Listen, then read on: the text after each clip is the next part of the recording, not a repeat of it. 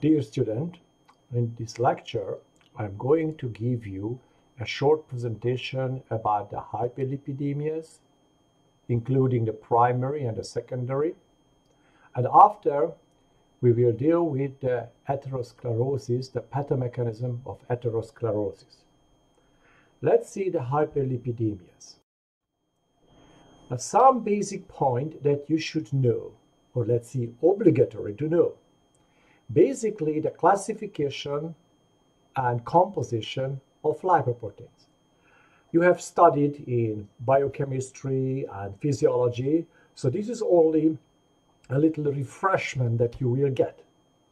You have to know about the transport of the endogenous and exogenous triglyceride and the classification of the primary and the secondary hyperlipidemias, the triglyceridemias and the cholesterolemias as well.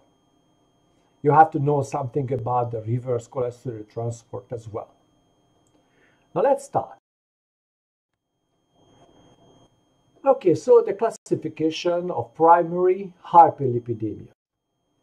The primary hyperlipidemias can be classified based on the lipoprotein, whichever is increased in the blood. This is the phenotyping of the hyperlipidemias, or it can be classified based on the other classification, such as the genetic abnormalities of the hyperlipidemias. This will include the familial Hyperchylomicronemia or familial Hypercholesterolemia or Dysbetalipoproteinemia, and so on and so on.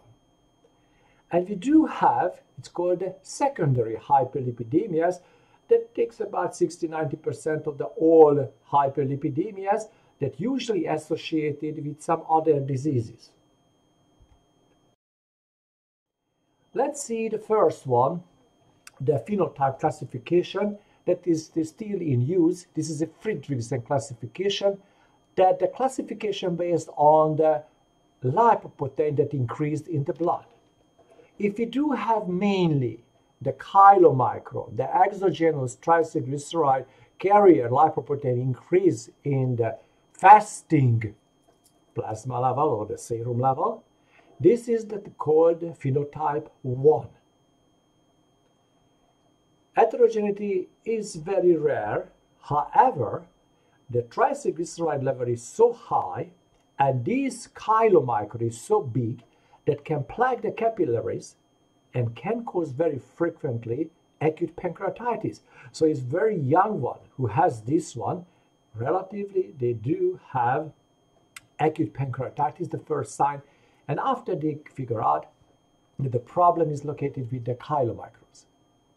2A and 2B. 2A, when we do have only the LDL, the low density lipoprotein increase in the serum, and the triglyceride is a normal range. But its lipoprotein is very heterogenic one, and relatively it's very common one. We will talk about later. 2B, that's a combination of the LDL and the very low density lipoprotein. Both cholesterol and triglyceride increased. The heterogeneity is very similar to the LDL and is relatively very common one, the incidence. The type 3, or when we do have the Dysbetalipoproteinemia, when we do have an intermediate density lipoprotein increase, so between the way of the VLDL to the LDL transformation, we do have an LDL increase. And again, mostly the triglyceride increase, but we do have the cholesterol increase. Heterogeneity relatively is very high and the incidence is not too high. The type 4 and type 5, mainly the triglyceridemia, so when we do have only the increase of the triglyceride containing lipoprotein, such as the VLDL, this is type 4, or in type 5, in addition to the VLDL, we do have a chylomicron increase as well. And this incidence is relatively rare, the primary one. The major genetic hyperlipidemias, when usually we do have a single gene mutation, that very common one, such as the familial Hypercholesterolemia, when the receptor or post-receptor or receptor-associated mechanisms are altered, And the incidence, depending on whether that's a homozygosy or heterozygosy, the heterozygosy form is relatively very high. It's ranging from 1 to 500 to 200, so relatively very common one. And this is autosomally dominantly inherited one. Another one, the familial defective ApoB, that's very similar to the LDL increase, but the incidence is 1 to 1000, and we do have a problem with the ApoB gene. The familial combined hyperlipidemia, when we do have not only the cholesterol, but we do have an increase of the triglyceride, and the gene that is involved, relatively, we do not know. And the incidence is, as you see, very common one, is 1 out of 100. And again, this autosomal dominantly inherited, and the lipoprotein patterns that the patient has usually can be seen in 2A, 2B, or 4. The familial type 3 or Dysbetalipoproteinemia, the problem with these ApoE molecules, and the incidence is very rare, is about 1 out of 10,000, and this is autosomally recessively inherited diseases. Let's see the type 1 or the familial hypercholesterolemias. The problem is only with the LPL or missing, or the activity is very low one. The activity can be reduced by the amount of LPL or the ApoC2 deficiency, that the ApoC2 is an activator of the lipoprotein lipase activity. If any of either of is missing, the patient will have a long-standing elevation of the chylomicron. So postprandially, the chylomicron level is high. The patient presenting with a very severe hypertriglyceridemias, the plasma triglyceride content usually is higher than 10 millimole per liter. What could be the sign of the patient? Relatively in the eye, for example, lipidemia retinalis or opacities, for example. On the skin, eruptive xanthomas can be seen on the buttock or elbows, and hypersplenomegaly, and as I said before, increased risk for acute pancreatitis. Now, what can we do with this patient that is very rare, out of 1 million, so it's relatively very, very rare. So the goal of the therapy relatively to prevent the induction of the acute pancreatitis. So the patient has to eat a very low-fat diet, and the triglyceride lowering drugs such as fibrate or nicotinic acid, or allopurinol, Diprotect, there's a glibera gene therapy, but it's very, very expensive. And it was in the market first, but because its price was $1 million per treatment, that they removed from the market about 2016. And so there is reduced triglyceride before LDL lowering. This is the goal to handle this type 1 hyperlipidemias. The type 2, or it's a type 2A, that is familial hypercholesterolemia, one of the most common genetic disorders in Europe or in the US. What could be the cause? Most commonly the LDL receptor mutation, relatively very high one that we have no idea what the cause is, but we can have a problem with the ApoB, and as a small fraction, but is still in use because the drug is, let's see, developed against this PCSK9, that's a protein convertase substitution caxin type 9 that is responsible to remove the LDL receptors from the periphery. So if we do have this kinase activity relatively, or convertase activity is very high, the receptor number in the periphery, it will decrease. So this is a step up mutation with this convertase. So when the mutation occurs, this convertase activity will be higher one. So relatively the patient will have less LDL receptors. So this is why we do have an elevated LDL level. And for sure this patient does have an increased risk of the coronary vascular diseases. There are two types of this familial hypercholesterolemia, such as mentioned, the heterozygous form, usually one LDL receptor gene affected only, and this affects about 1 of 500 or 200, let's remember 200 per person. So it's meaning that if you look at, for example, in the third year, and usually the number of the students are 200, so relatively 1 out of you already has this familial hypercholesterolemia heterozygous form. The total cholesterol content is relatively 9 to 14 in adult one, and usually the problem with the coronary heart disease is starting around age of 40 or so. The homozygous form relatively is very rare, 1 out of million, and usually here we do have the both genes is mutated. So in this homozygous form, the cholesterol content is very high, about double than in a heterozygous form. And the problem that atherosclerosis develops very early. Usually this patient is not living longer than maybe 2 decades or so. They are going to get the infarction. The earliest infarction that was recorded with a patient who had this homozygous form was right after birth. So relatively a newborn baby suffered of MI.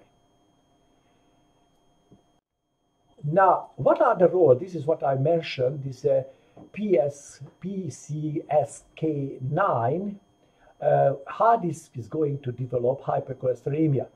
This protein is secreted by the liver, and this has an active and inactive form in the circulation.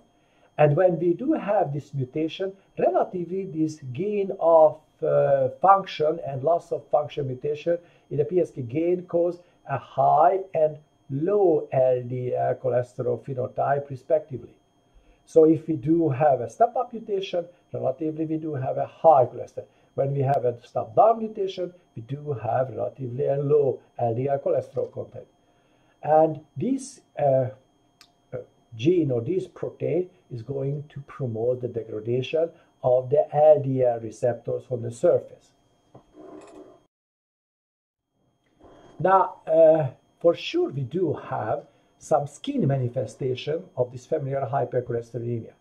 The earliest, let's see, in the past, Mona Lisa possibly had a familial hypercholesterolemia because some tell us a little nice cholesterol accumulation around the eyelid. That could mean that this is a cholesterol accumulation. But in the Achilles tendon, for example, subcutaneously, again, a cholesterol can be accumulated.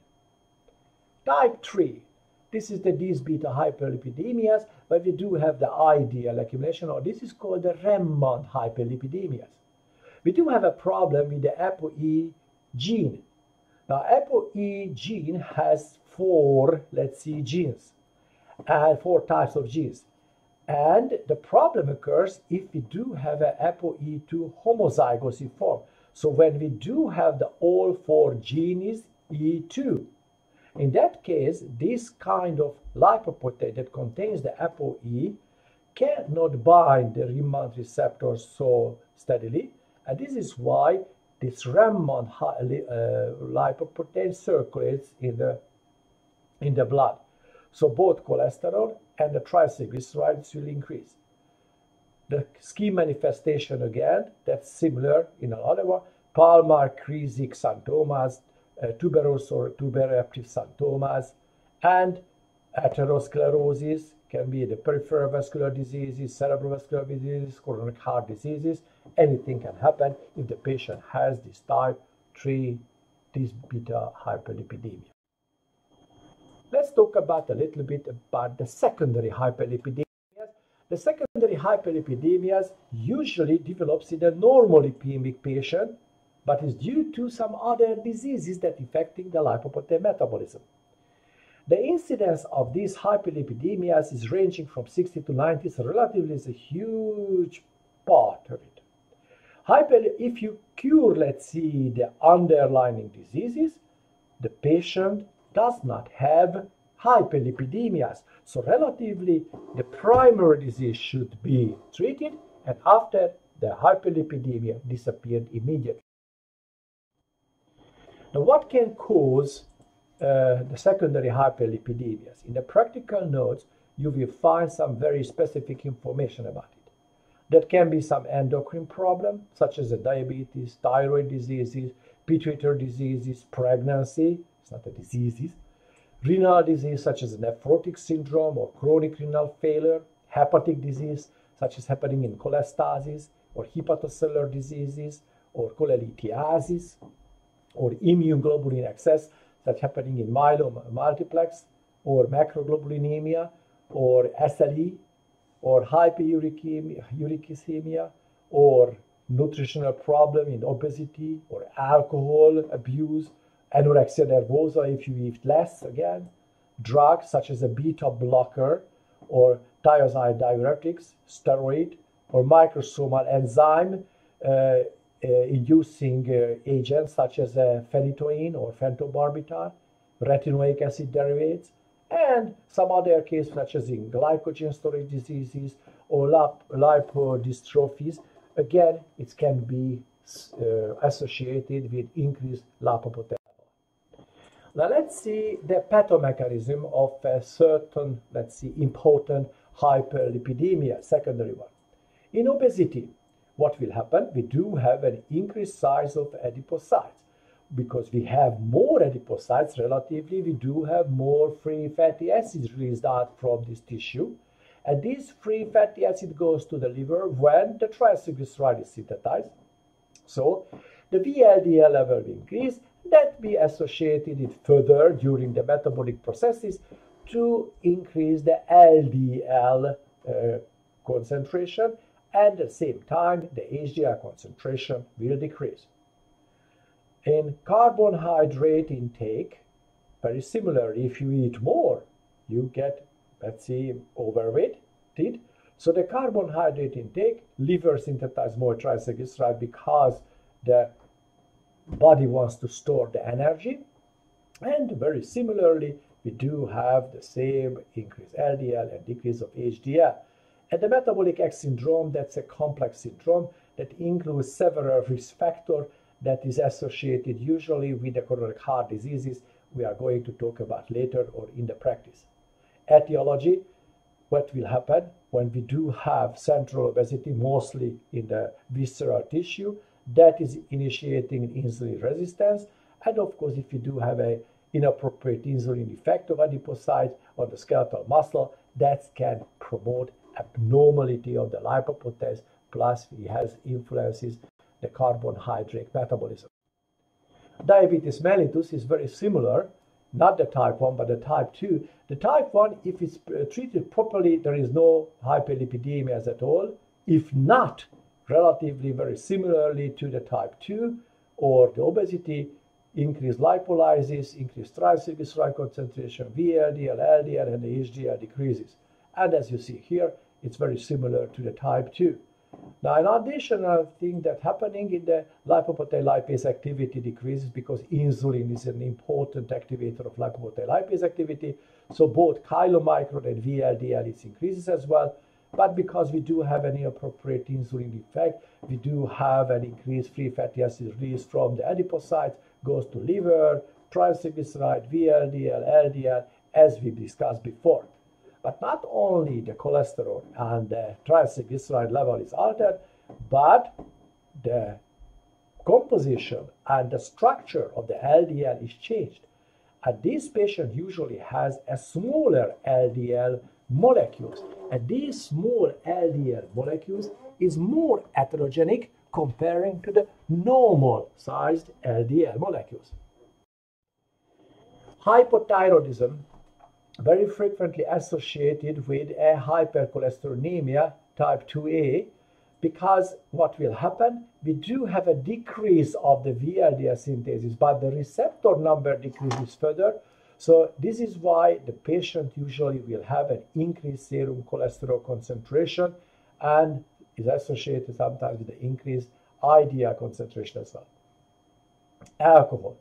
Alcohol is a good source for energy. So this is why the triglyceride content increases. It's interesting that the HDL concentrations will increase as well. Now, how can we check whether the patient taking too much alcohol or not? Let's check the AST, serum AST, or a gamma glutamate transferase activity, because this is associated with the metabolism of the alcohol. That is, increases the beta oxidation and the synthesis of the triglyceride and the transcription of the gamma glutamate transferase enzyme. Now, alcohol inhibits the lipoprotein lipase activity. This is why if you eat too much and eat too much fat, acute pancreatitis can develop, because the LPL activity decreases. So you do have an increased, let's see, lifetime of the chylomicron that absorb from a fatty food that ingesting, and that can induce acute pancreatitis. So the best way to induce acute pancreatitis, if you eat too much fat plus you drink a lot of alcohol nearby. This patient, the LDL usually is normal or sometimes is decreased due to the liver problem. The renal diseases in nephrotic syndrome, when we do have a massive proteinuria, we do have a hypoalbuminemia, and the liver is specifically going to increase the synthesis of the protein, including apoprotein B, and that causes increase of the hyperlipidemia. And because the lipoproteins are bigger, one is not filtrated to the glomeruli, this is accumulating, so this patient will have an increased cholesterol content, so the LDL level increases. In chronic renal failure, usually the type 4, the VLDL increase can be seen, and possible, we don't know exactly, the certain activator of the lipoprotein lipase is urinated out by these proteins through the kidney, and this is why the activity is decreases. If the patient has kidney transplantation, usually the immune suppressant drug will cause hypertriglyceridemia. In hemodialysis, the serum lipoprotein little a that is very heterogenic because it can alter the plasminogen inhibitors. This is why the fibrinolysis is inhibited, so the thrombus formation, the risk for thrombus formation is very high. Thank you very much for your attention, and let's see what can you remember about the lecture. Let's start Kahoot.